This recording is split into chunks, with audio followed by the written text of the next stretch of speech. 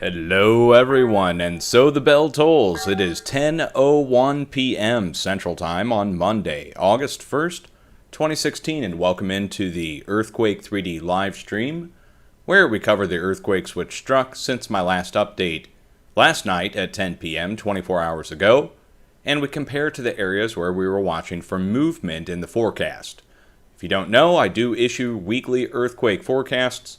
This week's forecast has yet to be issued. We were waiting for today, and today is now passed, so I will have one up by tomorrow.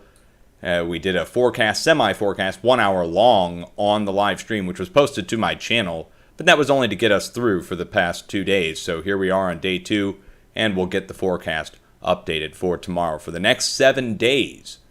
But I just want to show the people on the West Coast what's happened since last night's update, and to show the people internationally what's occurred. And as I told you last night, I'm going to run down how to forecast an earthquake really quick. I mean, we're not going to go into a very in-depth 2-hour long discussion, but I'm going to take you through a post that I put out 2 years ago, back in 2014, explaining what I had discovered so far, and we're going to incorporate in a few things that we've discovered since then, and I'll explain that all in just a few. But first things first, let's look at the West Pacific. What happened since last night? Oh, look at the last 24 hours of earthquakes. And you're going to see a 5.0 struck where? Right in the middle of the Solomon Islands. 5.0, very shallow. The largest of the bunch, actually. Then we saw a 4.6 develop out in southwest East Timor. So southwest East Timor is this location that was struck. And then over at the tip of Sumatra, a near 5, 4.9, struck in western Indonesia right here. So overall, the movement we were expecting to see, the 5.0, struck in the exact spot we were watching for. Why were we watching for a 5 there? Well, yesterday there was a deep 4.3. We said watch out to the north-northwest, to the west, for a possible larger earthquake at a shallow depth in the Solomon Islands, and that's the exact spot that was struck. Additionally, up near Japan, you guys may or may not have heard the news, but in Japan, there was a lightning strike that struck a seismograph that caused a 9.1 earthquake to be reported across Tokyo, Japan. Now, you may have heard the name Tokyo mentioned last night in my forecast, where we talked about watching Tokyo for near 5.0 activity to strike.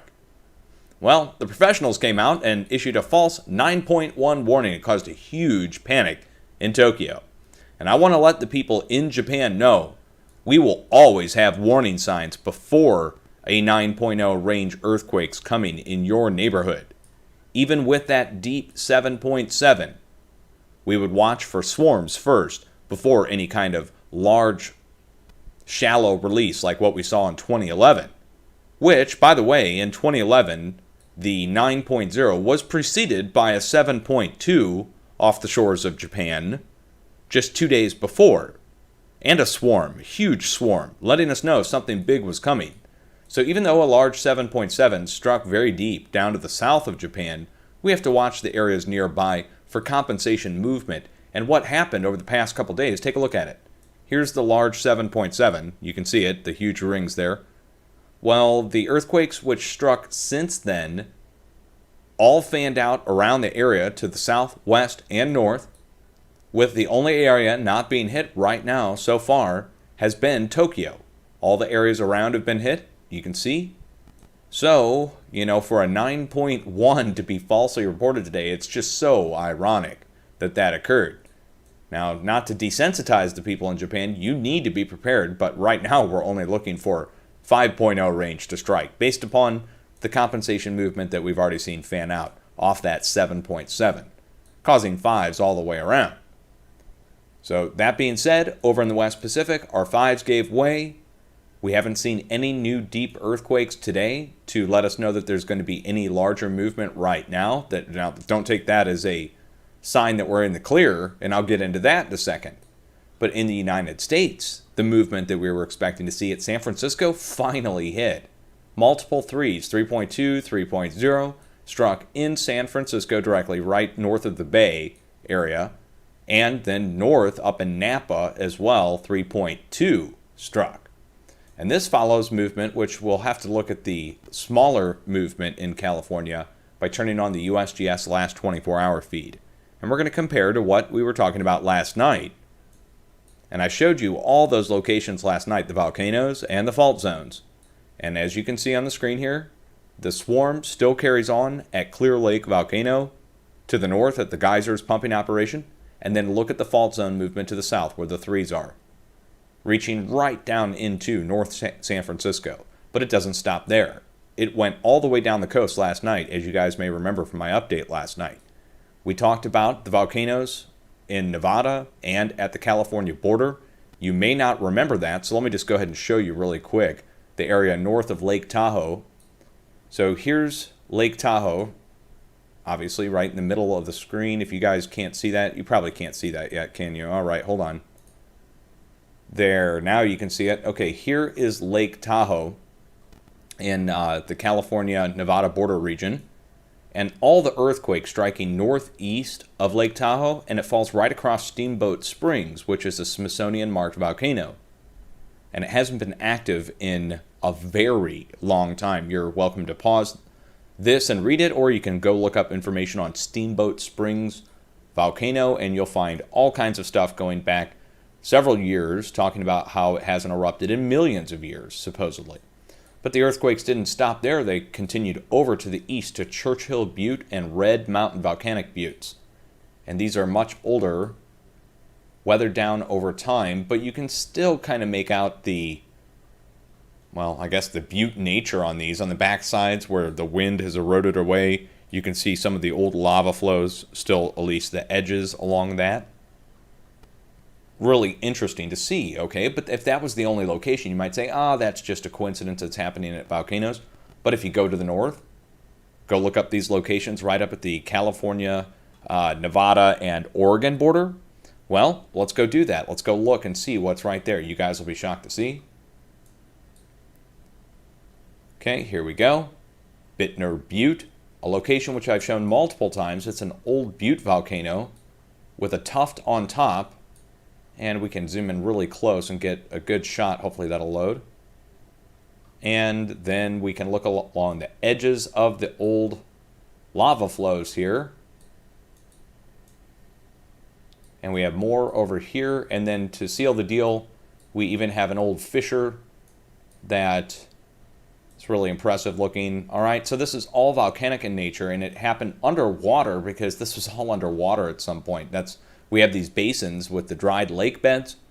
Well, they're old salt lakes, like Salt Lake City, the Great Salt Lake, only this existed throughout the entire West. That this was all filled as an inland ocean at some point in the past. Anyways, we've got the volcanoes up here to the north, and they are being hit. All right, then we go down to the south, Steamboat Springs, where I just showed you. Further to the south, in between Steamboat Springs and the swarm location to the south, you're probably wondering, I've shown it in past videos, but let's show you guys one more time. It is Mono Lake Supervolcano, and it's part of the northern Long Valley caldera and the Mono craters. And you can click this, and you guys pause it, read it if you want. But it's an old supervolcano. And then we have swarms striking over to the east of the supervolcano. Let's get back and compare. So swarms here. And then to the northeast, we have another swarm breaking out. Let's go back over and check it out. Where? To the northeast. This takes us up past Pyramid Lake and Walker Lake. Let's see. Or I'm sorry, up past Walker Lake. And where do we get? We get several different volcanic buttes. And these are really, really cool looking. I mean, I love to look at this stuff anyways. But at some point in the past, this ruptured and had fissures all along the top of the mountain, I guess you could call it. But it's a volcano, but it flowed out like a fissure and piled up over time. This maybe happened multiple times. And it happened in a row where we have other volcanic buttes that have also formed over time. And they're weathered down. I mean, these are ancient. Haven't erupted in a very, very long time. But it happens in rows. We see that happen. And there's more to the north that just aren't marked. So while these don't have a name associated with them, these form the same way that the others form. It must have been very impressive when this actually happened. So Basalt Peak Volcano. Take a look at that. imagine what the lava flow was like when that formed. Okay, and so the volcanic history here, Pilot Cone Volcano. Again, we have our very obvious volcanoes standing out above all the others. So those are being struck by earthquakes. Then we get further to the south and see this cluster of earthquakes right here, the 1.3, 1.6, 1.3, a series of 1.3s striking at the bottom of this valley. Let's go show you what's at the bottom of the valley. There's Mono Lake supervolcano. We get down here to the bottom of the valley. And what do we have? And I showed this earlier today, so this is a repeat for about 100 people that are in the chat room right now. But you can see the old lava flows associated with Volcano Peak. All right, this is Volcano Peak here. And then we have old obsidian domes weathered away over time, and then old cones also. And there's many. They go back up here into the back country. This one's a little bit more obvious. This is called Red Hill, creatively named, and they are mining it. Pretty impressive little mining operation there. All right, so swarm of earthquakes striking there. Right, and then we get down into northern Los Angeles, and this is really interesting because northeast of Los Angeles, where the 1.2 and 1.4 are, let's show you what's there. Again, check it out, guys. And these are obvious, too. Saddleback volcano. And a lot of them are being mined for obvious reasons, the precious materials that are located next to the old volcanoes. So you probably didn't know, or if you're in California, you know, but if you're an international viewer or if you live somewhere else in the United States, you probably don't know about the volcanic history out here. It's very impressive, but each one of these being a past little small butte where we saw an eruption of some kind. A fissure formed, major pressure came up underneath the plate at some point in the past and caused all these small little volcanoes to form out here in the desert. Here, Desert Butte. You can make out the tuft on top of that. I mean, it's just obvious, okay? And they're marked. I mean, you can go download the place marks from the USGS or the Smithsonian and check them out. But again, struck by a series of earthquakes. Finally, down here to the south, once we get down right north of Los Angeles, fault zone movement again associated with the fault zone movement going on down the coast. You can line this up west of San Joaquin Valley and Sacramento Valley up to the north, San Joaquin to the south. So line up the earthquakes to the west, that's fault zone, to the east, magma chambers. And it all points right back down here to where? To the Salton Sea volcanic buttes, which are now experiencing a magma chamber rising.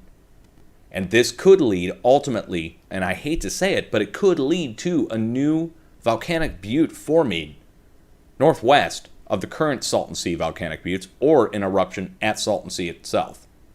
Either or, if it carries on. It started at 15 kilometers, came up to the surface, went back down to 15 kilometers, and has been working its way gradually up. Now, once it gets to a certain point, I don't know what's going to happen. Your guess is as good as mine. If the swarm stops, that's good news. That means the magma chambers stop moving. That means that there won't be any kind of possible eruption off of Salton Sea down in Southern California. But you can see both sets of earthquakes push down the coast and culminate down here and terminate with swarms, pushing up from down below. So this all ties together how? Well, magma chambers are being pushed up from underneath. It's disturbing the magma chambers of these ancient volcanoes. That is also causing movement to occur along the fault zones in between where the volcanoes and the geothermal pumping operations are moving. So this large stack of earthquakes in Northern California is happening at a volcano, but it's a pumping operation. They're injecting the volcano with water. So it's releasing there over and over again, and then in between fault zone movement all the way down the coast. So we have to watch now for movement off the coast in the next few days or less. For similar sized movement, you have to do a combined total out of all that's struck. Well, with the new threes that have struck, on top of the threes which struck over the past few days, you could even say fours if you take into account the earthquakes that were deleted. We won't go there right now. But off the coast, that means we are looking at a combined total going upwards way up above mid-4, more like low 5 or mid-5, or a swarm equal to that, to strike in the silent zone, and the silent zone would be the spot where we haven't seen movement yet off the coast. Where's the silent zone? Let's turn down the rings. Okay, well, you have to imagine the 4.0 earthquake here because they deleted the earthquake. It's not on the map anymore. USGS literally wiped it off the map. But if you imagined a 4.0 here, then you would imagine that there's a silent zone going from the 4.0 north up across the Juan de Fuca, right? And then we have a few smaller earthquakes to the north. Well, I'm not even trusting the sources on those. So we have a silent zone off the coast of Oregon, right? I mean, I hope you guys are following this and you're able to understand why we're looking for a 5 to strike. Because of all the 3s to the south, this lets us know something's pushing all of California up from underneath and down to the east-southeast. Once it hits Salton Sea, that releases most of the pressure on that magma chamber that's being pressed up. Now up to the north, it's geothermal pumping operations and ancient volcanoes being displaced, letting you know there's a lot of pressure. Do you guys see anything striking to the east over the past 24 hours? How about no earthquakes in Oklahoma? That's never a good sign. We always have to watch for release at the fracking operations, especially after all the movement which struck on the west coast over the past few days. The fact that it's gone silent or almost silent over the past 24 hours means that there's building pressure in the center portion of the plate, in the craton, which I'll get into the craton in a minute if you guys don't understand what we're talking about with the craton. But it's just a fancy word for the plate. And so the plate in the middle, we have all of our fracking operations going from Dallas up through all of Oklahoma, up into Kansas, and as far west as southern Colorado. Well, we would expect to see movement here over a day's time. And let's go look at the last 7 days. Whoops, that's the last 60 minutes. Let's look at the last 7 days. And turn it down for the last 7 days. And the red earthquakes are roughly 5 to 6 days ago, almost 7 days ago. So we'll take this down for the last 48 hours. 1 earthquake with a lot of movement over to the west.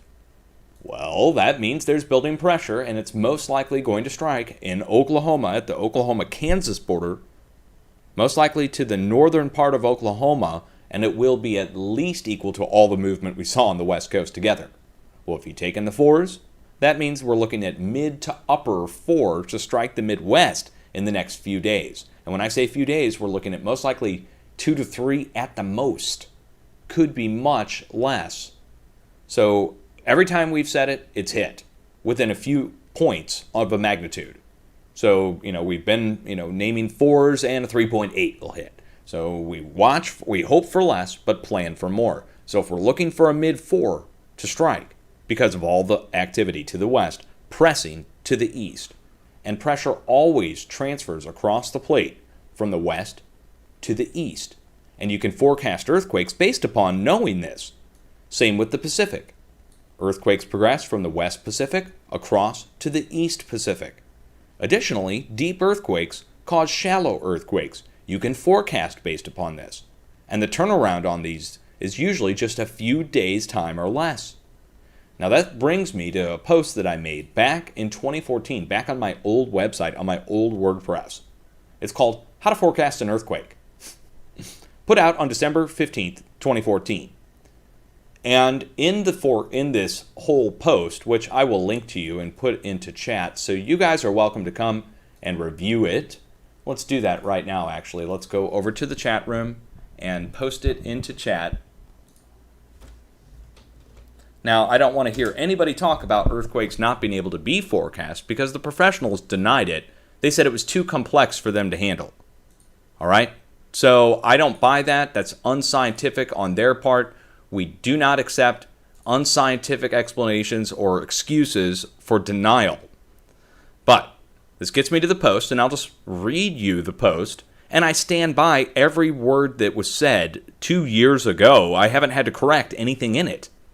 As a matter of fact, everything that I've mentioned in this post 2 years ago has now been confirmed. Every bit of it.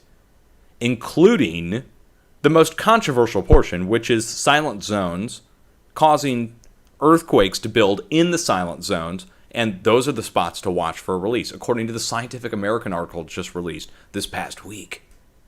confirming everything that I ever told you. But let's start at the top and work our way down. And again, I've got a smiley face on it because I was meaning to make this post for a while back in 2014. I had been working on it for almost 2 years.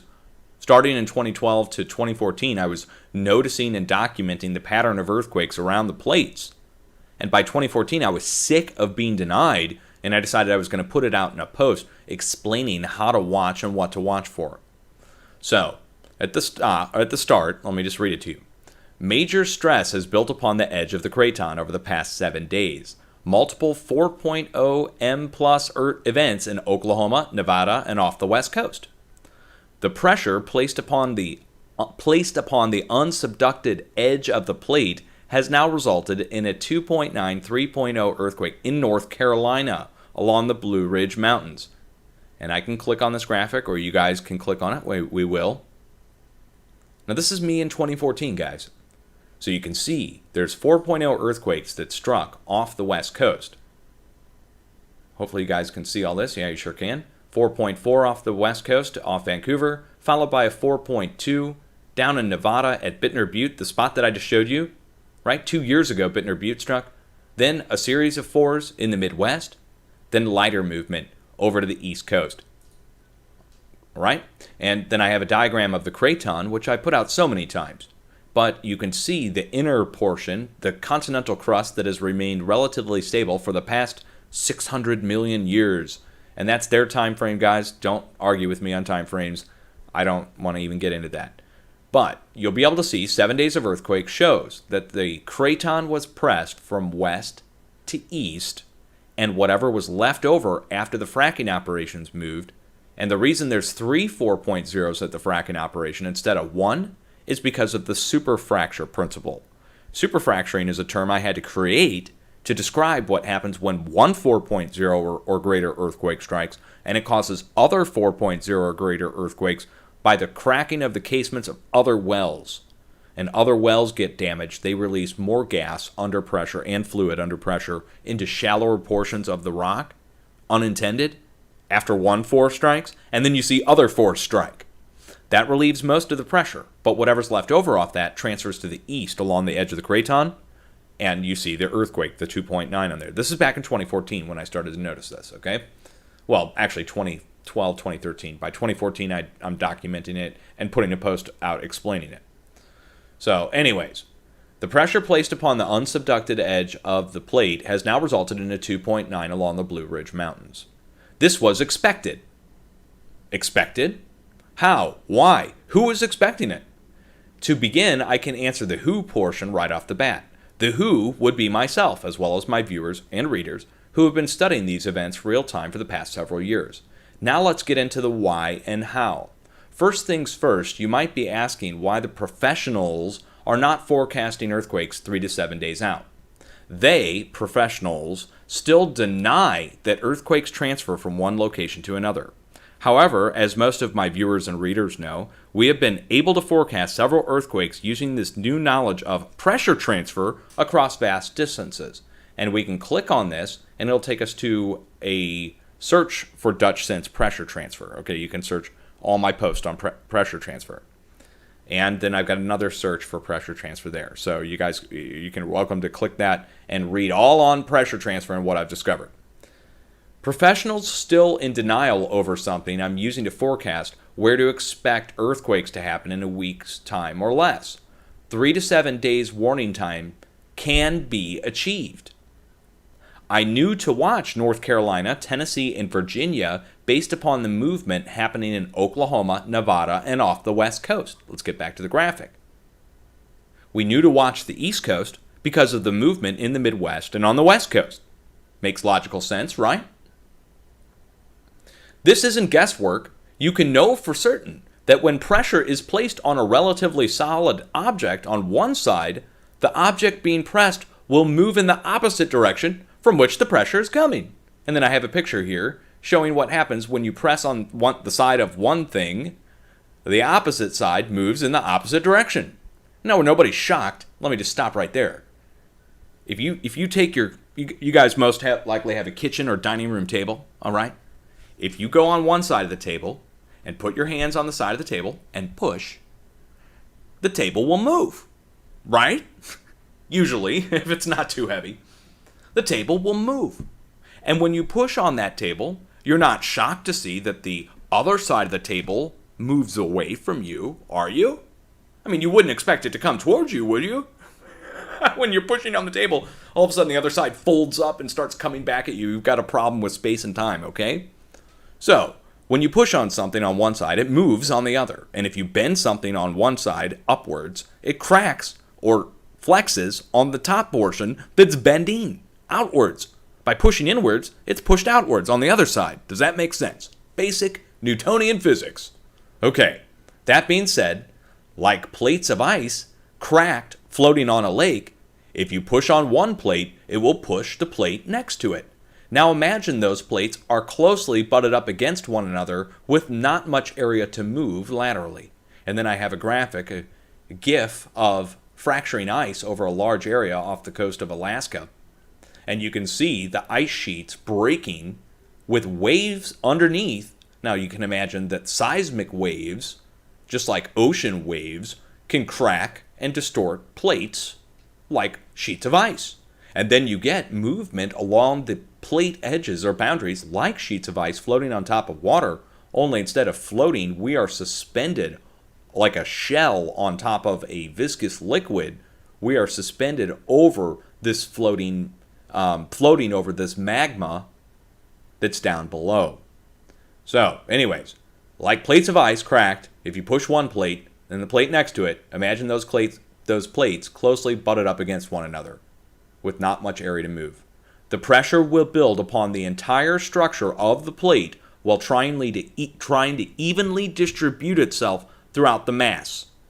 So, in other words, when the pressure hits the plate, it will evenly spread out across the plate and try to put itself out across the whole plate to even itself out. I'm trying to speak in simple terms here so everybody can understand. Even a child can understand this. All right?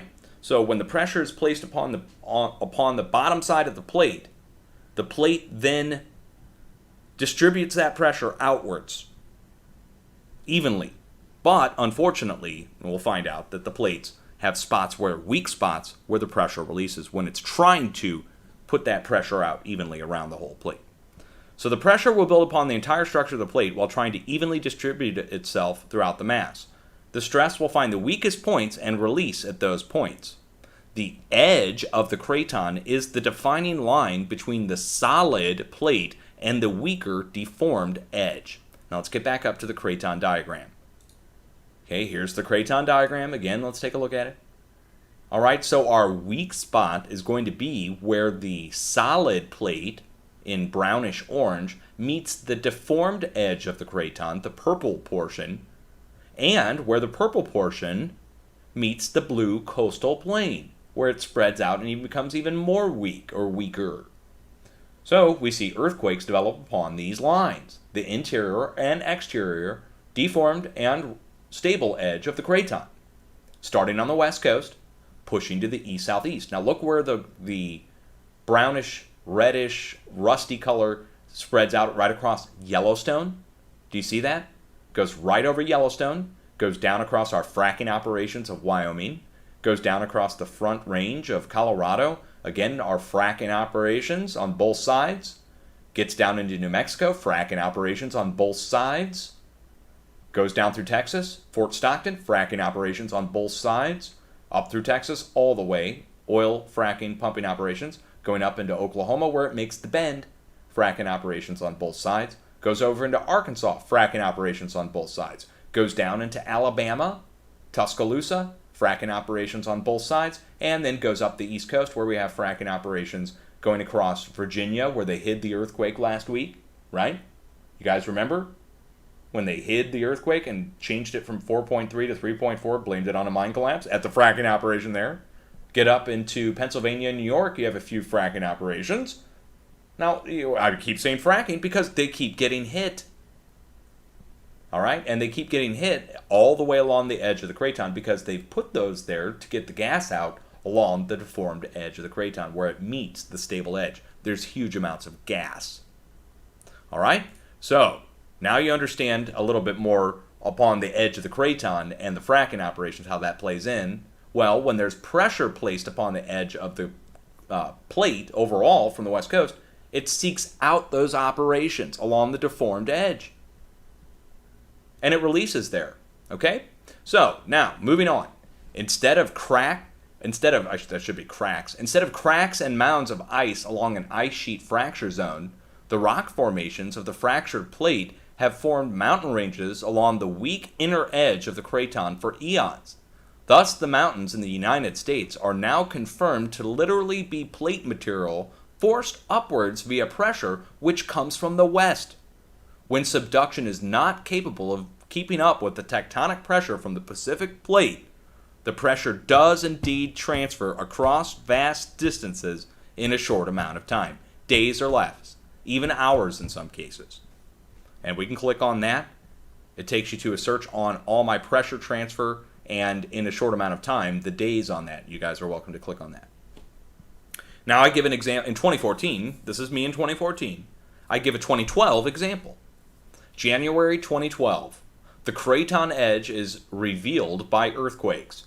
Excessive activity along the west coast caused by excessive activity in the far west Pacific. The plates of the planet seen in the diagram are all being displaced by the Pacific unrest event, global surge. Now we'll click on this graphic. 2012 graphic showing again, look at all our activity on the west coast. Look at that, guys. If you saw that right now, you'd freak out, right?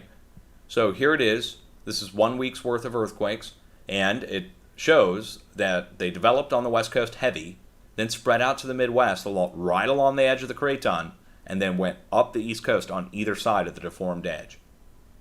Okay? It's obvious. And then I have my plate boundary diagram here showing you how the plates butt up against one another, and where the pressure builds here off the northwest, it pushes our whole plate, and you would expect it to keep going all the way over to the mid-Atlantic, but it curves along the edge of the inner portion of the craton, I believe just because of the way the plate's shaped. So anyways, we'll get back over, carry on. So this is my 2012 diagram showing the progression of earthquakes across the plate. This all plays into forecasting. You have to understand that earthquakes progress across distances, even though professionals say they don't. They got it wrong. They do progress across distances. Smaller earthquakes in one location on the plate cause smaller earthquakes in another location on the plate. A 4 on the west coast can cause a 4 in the Midwest. A 4 in the Midwest can cause a 2 to 3 up the East Coast. And it can all happen in a few days' time. So, get down here. Next paragraph. When the pressure transfers across the solid mass of the solid portions of the plate, it finds weak points to release, such as fracking operation injection wells, oil drilling locations, hot springs, dormant volcanoes, and even some deep mining locations. And you can click on each one of these. It'll take you to examples where I've documented in the past of earthquakes striking at each type of location at times of heightened unrest upon the edge of the craton. The fracking operations, oil drilling ops, dormant volcanoes, and deep mines act like perforation points where the pressure is releasing. No doubt at this point I can say for certain the rolling foothills of the New Madrid seismic zone can also now be confirmed to be caused by past built pressure, causing a buckling in the plate and massive earthquakes in the Midwestern United States. And the reason I say that is because the pressure always transferred from the west coast to the east coast. Always transferred literally from California up to the Pacific Northwest, pushing to the east and causing earthquakes in the Midwest naturally at the New Madrid seismic zone. Now we've robbed that pressure with the fracking operations over to the west. The new drilling fracking operations are acting like a relief valve along the center portion of the craton. Normally, naturally, the pressure coming from the west in the past would have been placed on the center of the craton in Missouri and the New Madrid seismic zone. Now, the fracking operations, drilling operations, are, quote, weak points, extending a few miles down into the crust, like perforations in a cardboard box weak points where bending and breaking can occur. Notice the thousands of 3.0 to 5.0 earthquakes which have occurred during the past few years in Oklahoma, Arkansas, Texas, Kansas, and Colorado, all occurring unexpectedly and all occurring at fracking operations. Notice the hundreds of 3 to 4.0 earthquakes at the dormant volcanoes along the deformed edge of the craton in Nevada, Arizona, Idaho, Wyoming, California, and even at dormant volcano extinct volcano in Georgia. Click on it. Feel free to search through that, see the Georgia volcano, all that stuff, guys. You may know about it. If you don't, I don't have time to get into it now. Pigeon Mountain, I found a volcano in Georgia, unmarked by the USGS, being mined by a company called the Vulcan Mining Company. Anyways, notice the movement of Yellowstone region, moving 1/2 inch southeast, pushed southeast along the edge of the craton. Notice the confirmed uplift of the magma chambers of Yellowstone Volcano, Mount St. Helens, Mount Shasta, and Mount Rainier. The uplift of the magma chambers, the movement of the craton edge, and the multiple earthquake swarms associated with each location proves that the pressure is coming from the west. Unlike modern day geology thought, which says one earthquake does not lead to another, and that the spread of the mid-Atlantic ridge is what causes mountains to form in the Americas. I should have put a smiley face on that. The subduction process is not keeping up with the movement associated with the Pacific Plate unrest event, which has been occurring since before the 2011 Japan megaquake. The dozens of unexpected large volcanic eruptions globally in diverse areas, and also the rumbling of ancient volcanoes in Scotland, Russia, Moscow, Mono Lake, California, proves the unrest event is indeed global. This unrest event, as I'm calling it, was referred to as a global surge by professionals a few months ago in Vancouver, Canada at the annual geophysics meeting. And they called the same thing that I'm talking about in this article is the same thing the professionals came out and confirmed. They just called it global surge. I called it global unrest event. But professionals are acknowledging a surge in global large earthquake events, but say they are puzzled as to why it is occurring. They obviously don't know that this global surge or unrest event is being caused directly by a deep disturbance in the asthenosphere, which centers around Vanuatu and the Indo-Australian plate boundary north to Japan and east across the entire Pacific plate to Central and South America. And I have a graphic here showing the progression of earthquakes. It says above, past 7 days of earthquakes up to December 15, 2014, shows the deep asthenosphere cluster point at Vanuatu and the 6.2 which struck northwest of Vanuatu in the Philippines, and I think it's Vanuatu. So you can see the deep earthquakes causing shallower, larger earthquakes, and it spreads to the west-northwest, and it happens every single week. Repeatedly, we see deep earthquakes in the 4 to 5.0 range, occurring at approximately 3 to 400 miles depth. The area inside the Earth known as the asthenosphere. That's 3 to 400 miles down. We have the semi-melted area called the asthenosphere. These repeat 4 to 5.0 earthquakes will happen back and forth between the West Pacific and South America and Central America. Both locations, West and East Pacific, having multiple large volcanic eruptions, some at normally quiet volcanoes. The unrest in the asthenosphere, 350 miles deep, always is shortly followed by shallower, larger earthquakes within approximately 1 week or less. And here's my graphic. I put this out back in 2014. Deep earthquake with a zone telling people where to watch for a shallower, larger earthquake. Okay? And this was struck, by the way, this is an example, because this was struck 2 days later by a 6.5. And here's an asthenosphere graphic showing you how the asthenosphere is the semi-melted area below the plate coming up from the mantle. And the core is not solid. That's an incorrect graphic that I just had to use. If you see a cluster of deep earthquakes, watch the nearby adjacent area for a large, shallow earthquake.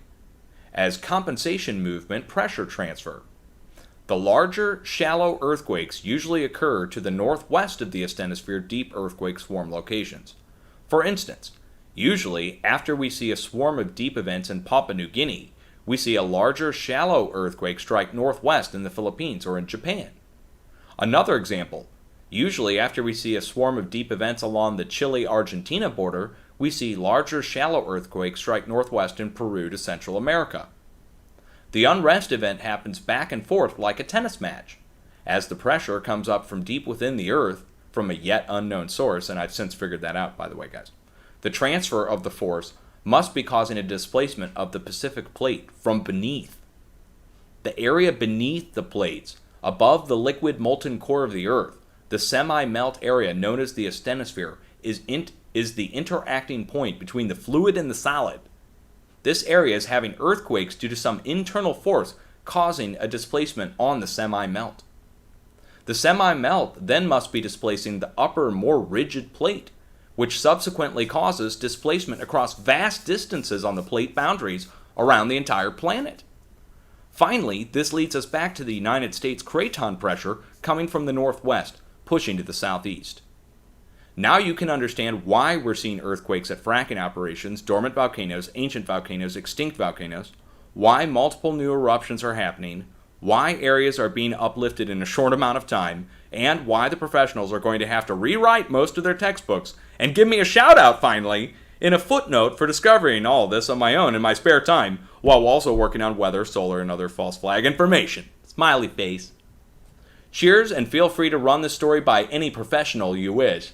Now, that's in quotes because professionals we know are not too professional. After years of watching this happen, I think it's high time that I explained the process in text and how you can repeat it.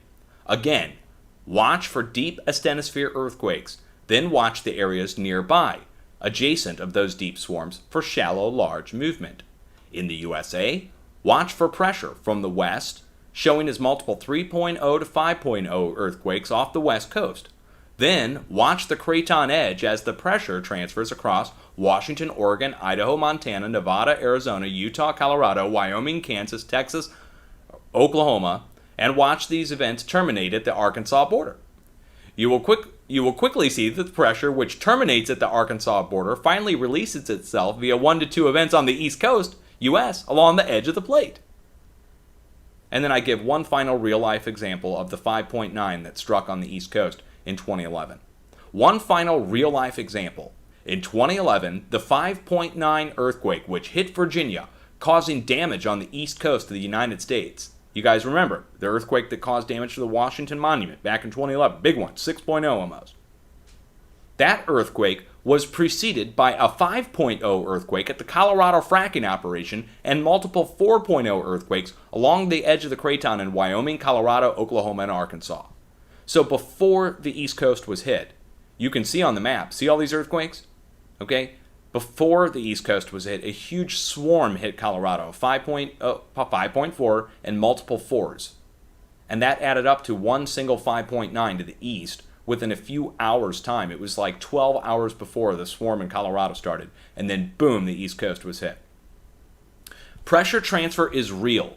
It happens virtually real time and is the first step towards accurately scientifically forecasting an earthquake multiple days before it occurs, getting it down to a specific region to watch over a specific short time, 3 to 7 days or less from the point of the pressure showing itself via a swarm. Currently, today, December 15, 2014, when I wrote this, there are 2 main swarm locations. And I'm talking about then I go into where to watch for the next week and I put my forecast in, and that's it. So this is, again, I say, we need to watch the West Coast, la, la, la, la, and then it all got hit, and I put all the stuff in there. So that is the post. Now, I've got a book I'm writing, which is much more detailed, and including my new discoveries on the core of the Earth and the asthenosphere and the peeling off of the asthenosphere and all the confirmations. Because everything I read to you here in 2014, like I said, has now been confirmed from studies. The pressure transfer, the asthenosphere earthquakes causing shallower, larger earthquakes, confirmed by Italian scientists, up to 1,000 kilometers away, too. They found out that a deep earthquake can cause a shallower, larger earthquake up to 1,000 km away, guys. Crazy, isn't it? So, there's my post. That's the explanation. Let me sum it up real quick one more time. If you live in the West Coast, you'll have warning signs before an earthquake strikes. A larger earthquake, especially. So, when we're talking about 5.0 activity and greater, we'll have a day or two's warning for sure. The volcanoes will start swarming. your pumping operations will start getting hit. You'll see lateral movement happening along the fault zones, and then boom, you'll get hit right along the coast or right off the coast, usually right off the coast. And when I say right off the coast, it's usually to the northwest. So northwest California, northwest United States. Then, after that movement happens, then we see lateral pressure transfer down the coast, and we see larger earthquakes strike in Southern California, similar to what struck up north. So you may have seen that new San Andreas movie where the earthquake strikes down in near Hoover Dam, down in southern Nevada, and then it strikes up the coast in, I think, San Francisco, I'm pretty sure, okay? Well, it would happen the exact opposite. So first San Francisco would get hit, then you would see movement down the coast, most likely. The only time we see large Southern California movement is when we have large Central American movement, large South American movement, so that can switch things up, of course. But when we're talking about the regular pressure transfer, we see it build to the northwest, push down the coast, and then to the east. So along the edge of the craton is the way we forecast earthquakes. You watch along the edge of the craton for that movement, and the movement off the west coast determines the movement in the Midwest and on the east coast. And the movement on the west coast is determined by movement in the West Pacific, with our deep earthquakes in the asthenosphere causing shallower, larger earthquakes. The deep earthquakes cause shallow, large earthquakes nearby the deep earthquakes. Those shallow, large earthquakes cause displacement upon the edge of the whole plate, and we'll see pressure transfer from the shallow movement across the plate, usually to the north-northwest or across Alaska, but ultimately terminating over in the East Pacific. So earthquakes in the West Pacific cause earthquakes in the East Pacific, and this is another forecasting principle. So when you see large activity in the West Pacific, you can expect large activity in the East Pacific within a matter of days' time or less, a few days' time. It's similar in size, and you'll see it spread out across the plate into the silent zones, where the silent zones tend to be the next spots to be hit. So you watch for your silent zones, and in the middles of the silent zones, or the fulcrum point of the silent zone, is the next spot to usually be hit. The magnitudes are determined by the nearby magnitudes. So, or if we see a large earthquake over here in the West Pacific, let's say a large 7 strikes over here, shallow, over in the Solomon Islands. We need to watch for a swarm of 6s or a single 7 to strike over here in the Southeast Pacific within a few days' time in South America right along the coast. Pressure transferring from the West Pacific to the East Pacific. Up in Japan, if you see large movement strike in Japan, Kuril Islands up in Alaska, we'll see large activity along the west coast of the United States. Forecasting principle. Have to take that into account every single time you do the forecast. The way you forecast, you look at the last 48 hours of activity. And I found that 48 hours is the best way to look. If you look a little bit longer than 48, it starts giving you older earthquakes that have already played out their pressure. The pressure's already transferred. So look at 48, it's going to show you the most current, it's going to show you where your swarms are, and it's going to show you where your silent zones are. Your silent zones are the next spots to get hit. And the magnitudes that strike the silent zones are determined by the nearby movement on either side, and you have to combine the totals. Not an average, you actually have to combine the totals. So you say, okay, well there's a 5.0 here at a shallow level, another 5 here, a 4.7 there, then we have a silent zone, and then we have another series of 5.8, 4.6. Well, if you add that all together, that's going to take you up into the 6.0 range. It takes 10 5s to equal 1 6. Okay? And we go up 2 magnitudes, it's going to take 100 4s to equal 1 6. Does that make sense? So, if you start adding these together, it's going to take us up 1 notch beyond the 5.8 to the west. Right into that low 6 range. Right? So, 5.8 plus a 5 and some 4s goes up into the 6 range in the middle of the silent zone. And it most likely will strike right in the middle of the fulcrum point. Okay, so there we got that silent zone there. That's just an example of what to watch for. You guys can compare. All right, go ahead and watch over the next couple days. Also, we have a deep earthquake here.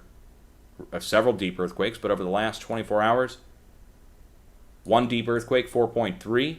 Watch for a shallow 5.3 to 6.3 off this deep 4. Forecasting earthquakes, knowing where a shallow, large earthquake is going to strike.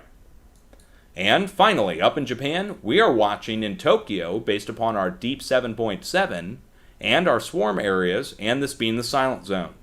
middle of the silent zone, between the spot that moved at the 5.2 and the spot that moved all the way over here in Alaska at the Aleutian Island chains. We're right down in the middle. This takes us back down into central Japan, where they issued a false 9.1 earthquake alert based upon a lightning strike at a seismograph. I don't know about that, guys. Something's up with that. So I hope this whole thing is a little bit self-explanatory. When we see the movement strike, we see it strike, and it's so basic that we're talking about basic physics. There's no special physics involved with this. And I think once people can get their heads around that, and that the professionals were wrong in what they said about earthquakes not being able to be forecast, that they just need to correct themselves. Say they were wrong. They didn't know. That's okay. People are wrong in science all the time. I've proved my case at this point, and now it's just a matter of writing the book to immortalize it forever. And nobody can take it except for me, because even if they try to steal it right now, we have years of documentation where I've been smeared by the biggest professionals in the industry over this very topic. I want to thank everybody who's been in here, who's been part of getting this out to the world over the last 5 years, 6 years. You know, this December will be year 7, start of year 7 for me online here. So it's been a long process. I basically have a graduate degree in online. All right.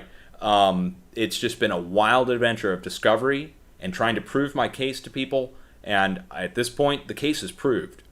So we're watching these areas. I'll have a forecast out by tomorrow that'll cover the next 7 days. You guys can feel proud to share that. Know that we're watching the areas and that they're being hit as expected. Okay? How many people are in here right now? Oh, wow. Hey, all right. Looks like 419 people in here. That's really cool to see. If you're not already subscribed, please subscribe. I have to ask because that's how I grow. We just passed 150,000 this week. So 6 days ago, I hit 150,000, and now here we are at 151.90. So I've gone up 1,090 subscribers this week. And I can only grow by you guys. Mainstream media is not going to touch this unless they're forced to, because they all denied that earthquakes could be forecast. So now when somebody comes along and does it, makes them all look foolish and they want to try and hide. Well, don't let them hide. Look, I mean, the bigger things have been discovered before. I'm not trying to ask for a Nobel Prize, although that would be nice. But, it doesn't matter really. I mean, if I get a reward for it or even acknowledged for it, I want people to understand how to forecast an earthquake so you can start watching yourself. Now you know what to watch for. You start seeing the dormant volcanoes get hit with larger earthquakes. Let's say a bunch of 4s, and this has happened before. Let's say a bunch of 4s start striking up and down the interior of the West Coast, over at the California border. Bunch of 4s, like 3 or 4 of them, striking at different volcanoes.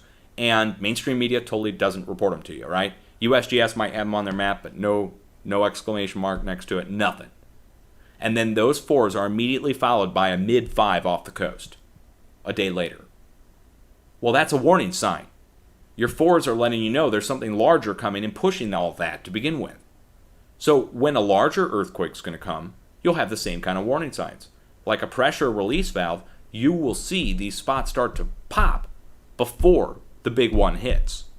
And that's awesome news for everybody on the West Coast. You should, I don't know why people aren't more excited about what I'm telling you right now, because it means that you can lose the fear of the big West Coast earthquake, because we're going to have a couple days notice. We'll have at least 1 day's notice, certainly 1 day, more like 2 to 3. And if I can really get this refined down, open up a laboratory and start doing the appropriate studies, get the appropriate financing to do this real, that we could get up to a good 5 to 7 days where we know for certain something's coming. All right? And we can really forecast the magnitudes very accurately at this point, down within a few points, and we can get the locations down to a few hundred miles. Just doing it on my own, one-man operation, can get it down to a few hundred miles and get it down to a few points in the magnitude on most of the large earthquakes that are striking in the world, and on the West Coast, even moderate earthquakes, 3 to 4s. And I'm not patting myself on the back. I just got to tell you guys, scientifically speaking, I don't see how you can ignore it. So if you're listening, you're a skeptic or you're a denier or you're a professional just doesn't want to believe, I'm sorry, I'm confronting your beliefs. But, this is science. I don't really care what you believe. I'm here to tell you that if we're doing it, you can go ahead and observe it for yourself and repeat the process yourself. You've been given the information as of tonight, yet once again, and it's all going in my book just to document it that I came up with the ideas to begin with. What you guys do with it after that is up to you. But don't try and take it as your own, because I'll come get you. I'll come get you.